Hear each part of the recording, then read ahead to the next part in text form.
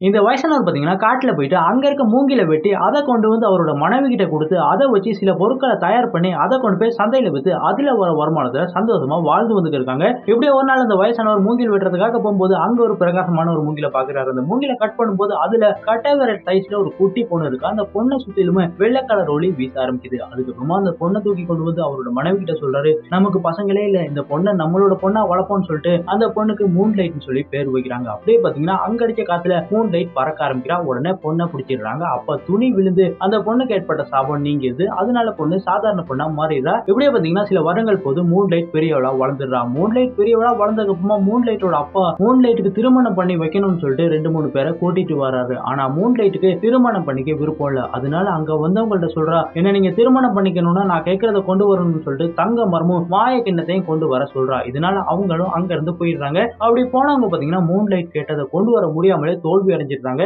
இதனால Moon light அவங்க அப்பா அம்மா கூட ரொம்பவே சந்தோஷமா இருக்கா. ஒரு நாள் மூன் லைட்டை திருமணம் பண்ணிக்கிறதுக்காக அரசர் வராரு. வந்தவர் சொல்றாரு, மூன் லைட்டோட எல்லா விதிமுறைகளையும் ஏத்து அதை வென்று நான் மூன் லைட்டை திருமணம் பண்ணிக்கிறேன்னு சொல்லும்போது மூன் லைட் சொல்றா, நான் சொன்னது எல்லாத்தையுமே நீங்க ஈஸியா பண்ணிடுவீங்க. அதனால நான் உங்கள்ட்ட ஒண்ணு கேட்கிறேன், என்ன நீங்க திருமணம் பண்ணிக்க கூடாது, அதுக்கான காரணத்தையும் கேட்க கூடாதுன்னு சொன்னதுக்கு அப்புறமா அரசர் சொல்றாரு, உன்னோட ஆசை அதுதானா, அதுபடியே நான் செய்யறேன்னு சொல்றாரு. இதனால பாத்தீங்கன்னா மூன் லைட்டும் அவங்க அப்பா அம்மா கூட இருக்கா. ஒரு நாள் மூன் லைட் கதறி கதறி அழ ஆரம்பிக்கிறா. ஏன்னு சொல்லி அப்பா போய் கேட்கிறாரு. அப்ப மூன் லைட் சொல்றா, என்ன கூட்டிட்டு போறதுக்காக நிலால இருந்து சில பேர் வராங்கன்னு. இந்த விஷயத்தை போய் அப்பா அந்த அரசர்கிட்ட சொல்றாரு. அதுக்கப்புறம் அரசர் நிறைய போர் வீரர்களை வச்சு மூன் லைட்டோட வீட்டை காவல் காக்குறாரு. அப்போ பாத்தீங்கன்னா ஒரு ஒளி ஒண்ணு வீச ஆரம்பிக்குது. என்னன்னு சொல்லி பார்த்தா நிலால இருந்து சில தேவதைகள் வராங்க. வந்த அந்த தேவதைகள் புல்லாங்குழல வாசிக்கும் போது இசையில மயங்கின மூன் லைட் அப்படியே வெளியில வரா. அதுக்கப்புறமா மூன் லைட் ஒரு தேவதையா மாறிடுறா. அதுக்கப்புறமா மூன் லைட் சொல்றா, நான் நிலால இருக்க மூன் லைட், எனக்கு ஏற்பட்ட சாபத்தினால நான் அந்த மூங்கில்குள்ள அடைப்பட்டுட்டேன். அதனாலதான் நான் யாருங்கிறத மறந்துட்டேன். அப்பா அம்மா நான் என்னோட இடத்துக்கு போய் ஆகணும்னு சொல்லிட்டு அப்பா அம்மாவை கட்டி தழுவிட்டு மூன் லைட் அங்க இருந்து போயிடுறா. அதுக்கப்புறமா மூன் லைட்டோட அப்பா அம்மா